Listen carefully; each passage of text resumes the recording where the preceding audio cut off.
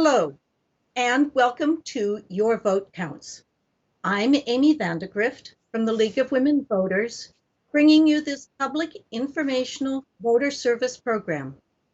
These 2020 general election interviews are made possible through Capital Community Media, through remote technology, and in collaboration with the Leagues of Women Voters of Oregon and Marion and Polk counties. For each of these races, all candidates were invited. Candidates did not receive the questions developed by the League of Women Voters, AAUW, and neighborhood associations ahead of time. The candidates were asked to prepare a 3-minute statement telling about themselves, their qualifications, and their vision for the office if elected.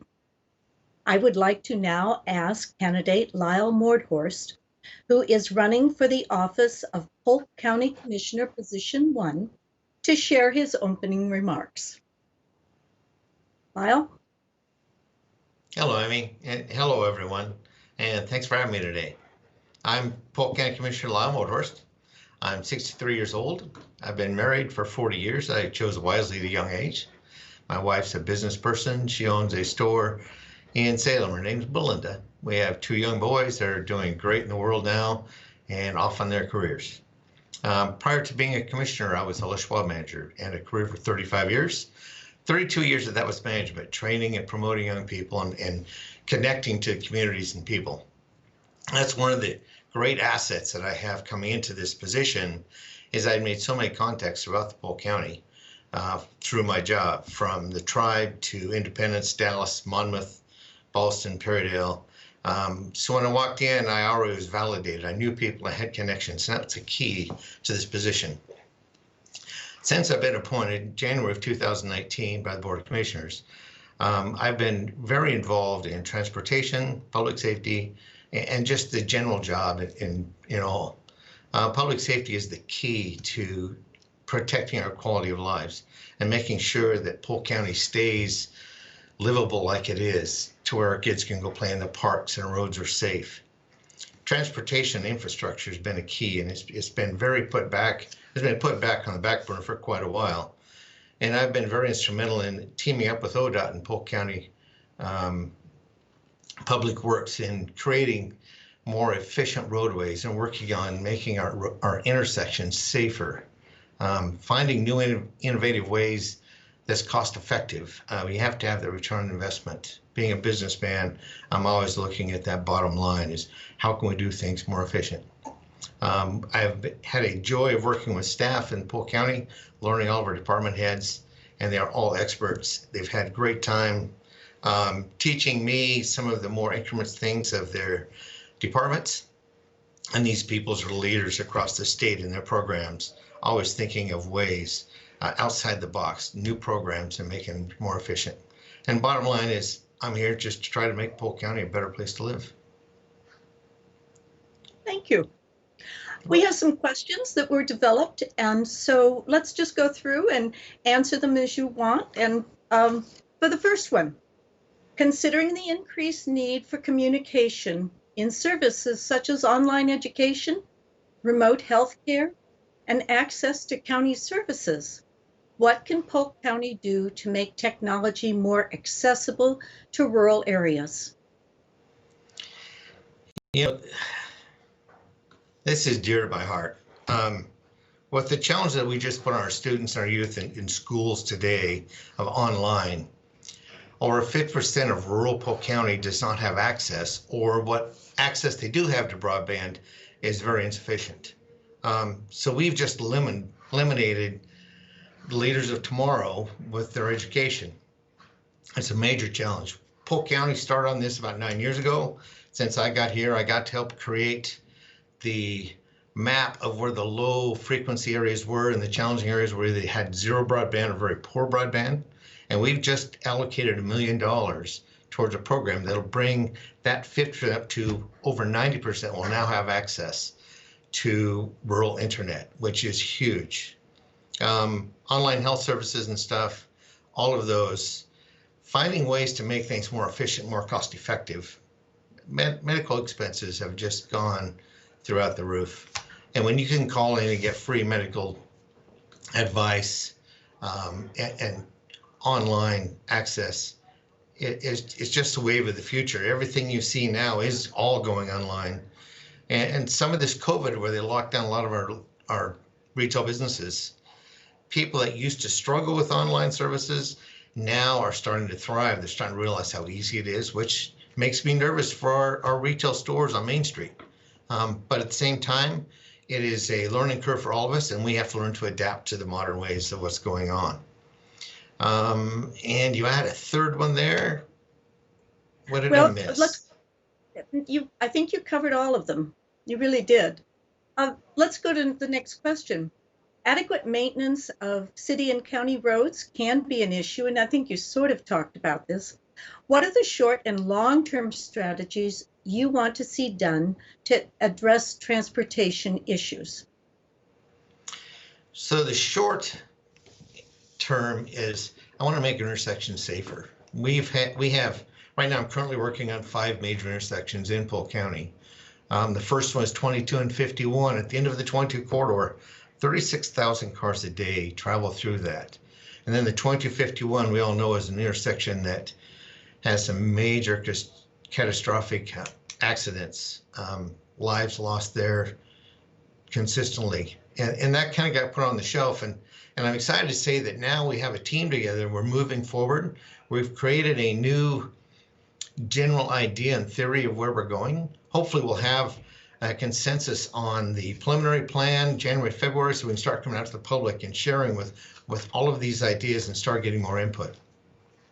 When you move farther west, it is 22 and Kings Valley Road.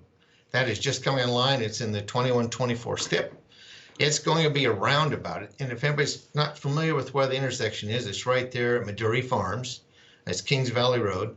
So there's going to be a roundabout on top of the hill, which is going to make more access easier for the trucks coming and going into their packing shed, safer, because that intersection seems to get so much fog in the morning and in the evenings that the roundabout doesn't stop traffic, but it slows it down. So you can actually see visibility within the area.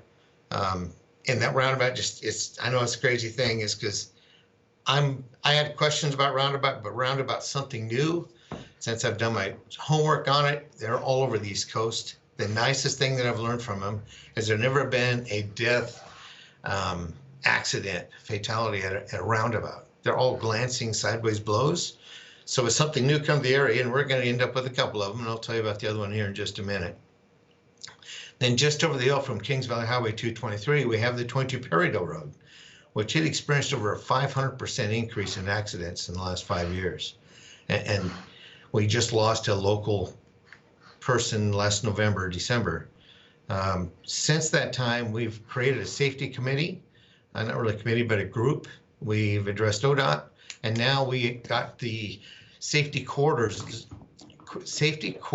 in place on Highway 22. It goes from Rickrell to Red Prairie Road, and that was put in the fastest time ever in the state of Oregon, just because of the accidents and the quality of people we have in Polk County that teamed up with me in order to get that through. It was pretty amazing. And ODOT, we have to credit them also, because they had an open mind and they did things that just wasn't always normal.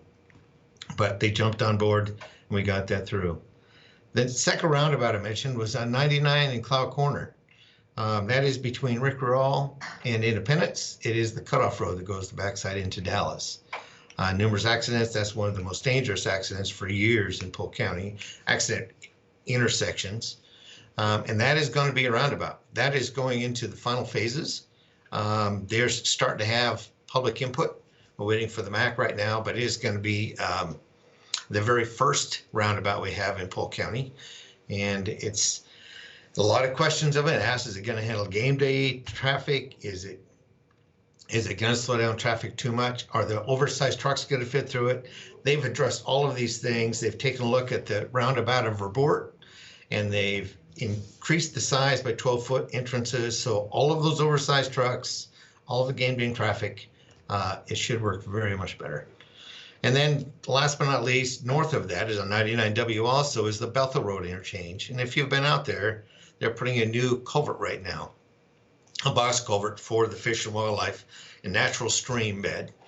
And that one there, they've got a bypass built. The bypass will be removed, but we are looking for funding that we can go ahead and address that intersection as well. That's experienced 3 fatalities this year. And that's something that we just want to make sure that our roadways are safe. None of us wants to get that call that we've lost a loved one at one of these intersections. And that's one of the main ones where our high school kids going to Perrydale, the first time drivers, are constantly going through that 2 or 3 times every day, depending on classes and sports. And that's kind of where my heart's been, and that's what I'm working on. So we've got the long-term goals of more lanes and more overpasses, but short-term goals is we've got to address these intersections. Good. Okay.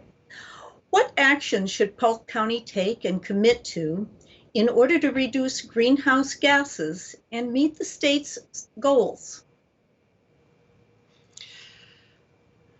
You know, that also comes back to transportation infrastructure. We can't afford to have our cars idling on the roads. And I'm looking forward to electric cars. I think that is the future. But electric cars still need roadways, bridges, and bypasses. It's something that is one of those expenses that no matter what we try and do, we still have. Alternative transportation, the bus routes can be expanded. Chariots runs clear out to Dallas Independence now. Polk County, we got frustrated because of Falls City needed it. It is a low-income area. There's some great people out there, but single-car families where dad goes to work, mom can't get the kids to the doctors and stuff. So we started our own bus route from Falls City to Dallas Independence and Monmouth. So they can come in, get groceries, go to the doctors, the dentist, get all of those amenities for the kids and their families, and buy their groceries. It's a whole lot cheaper in Dallas and around here, but it's just one of those things you have to do. Okay. Assuming there may be cuts in revenue and increases in need, what are your financial priorities for Polk County's budget? You know, public safety, number one. I mean, when things get tight, issues come up at home, theft rises, drugs seem to come up, alcoholism, all because of depression. So public safety is something to keep control of everything. Also, schools. I know we don't have anything to do with schools, but I'm a very big advocate and I'm fighting hard to get our kids back in the classrooms because I think that is something that is needed. Human resources and our outreach is something we always have to fund. They're the ones that take those challenging families that are facing tough times and get them through it. They also meet medical and rent. You have families, and it tears your heart out when you have somebody that's got 2 kids and they're trying to choose between food and diapers, and food wins because they can't afford diapers. We got to have access to help those families growing. The drug addiction and everything in our courts are federally funded or state funded, but yet we support them in every way in a lot of alternative things. Rather than jail, we have drug courts and mental health courts where we can help them besides taking them to jail, which reduces costs that we're going to be experiencing. And then just looking at every department, there's always things that you can cut in certain areas. Polk County runs a very lean county. We don't have slush funds. We budget to the dollar pretty much every year, but our staff is always looking at ways to cut and work as a team. The camaraderie is great. Good. What concerns are there in Polk County regarding water quality, and what plans do you have to address them? You know, water quality, I live in the country where our wells are terrible and we put in filter systems and water systems. But as our communities continue to grow, there becomes more and more demand for fresh, clean, potable water. I've been looking at ways to add water reservoirs. when you look at what water storage is right now, it's such a limited amount. Dallas has got a good water system. It's also an earthen dam. So if the big one hits, it's gone. Then we have no water. West Salem gets their water across the two bridges. So when the bridges go down the big one, there's no water. That leaves us Independence and the rural communities with their wells and water systems to provide for us. But we need to find ways to collaborate on meeting all of the criteria for the extra. Oregon's got more rain than any place else you can go. We need to find ways to capture that. But with the environmental impact studies and everything requirements, it makes it almost impossible. But that's something to work for. Do the recent crisis that we've had reveal any major gaps in the county's emergency services, and how will you address them? You know, between the COVID pandemic and then these fires up the canyon, our emergency services and our emergency plan got tested. So on the pandemic with the COVID, that was something that we had never really expanded on. It'd been years since anywhere in the U.S. has faced what we've been facing with the COVID. So we've learned a lot. We've got a lot of great knowledge now on that. So when the fires hit and we started getting all of the displaced families from up the canyon with their animals, we had that in place in 2 hours. We were up and running, accepting people. It was an amazing effort. Our human resources and outreach group, Brent Dumbo and his team, they made 4 or 5 phone calls. They had people there within 30 minutes. We had 50 volunteers within 2 hours. Our emergency management officer, Dean Bender, was working with them as well. Dean was in awe. He said he had no idea we had that kind of capability in Polk County. We always knew we had it. It just never been tested. But at the same time, with this knowledge that we've just gained and how this happened, we're going to have a debrief, and we've learned a lot. There's still some small things that we can work through and improve, but the next one we're going to be that much more ready for. So I am so impressed. Our hats off to our communities. Dallas and West Salem stepped up. Independence, farmers. We've got truckloads of hay, pickup loads of dog food. It is literally a community-based effort. It wasn't just our staff, as great as they are, but the people that live in Polk County. It just totally reinforced everything I've always said. There's just no better place to live, and the finest people are right here in Polk County. Thank you, candidate Lyle Mordhorst, for our interview today and for sharing your thoughts with us. Well, thank you so much for having me, and hats off to CCTV and the League of Women Voters for putting this all together. It's just so nice to have a chance to get out and reach out to people, let them know what we're about and what we stand for. And those of you, I'd love to have your support. If you want to learn more from me, go to lyleforpolk.com. And thank you very much.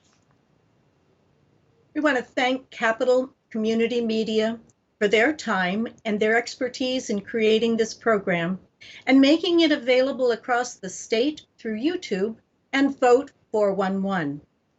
Thanks to the several leagues of women voters, the American Association of University Women, and the Salem City Club for being interviewers and for suggesting questions.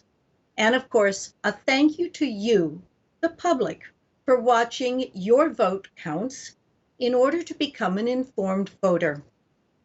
For more voter information, including dates, registration candidates for state and local areas, and ballot measures and information, please go online to vote411.org. You have until October 13th to register to vote for ballots being mailed to you beginning October 14th. November 3rd is Election Day. Please remember, postmarks do not count. All ballots must be returned on or before November 3rd. Elections matter, and they make a difference. So remember to vote, because your vote counts.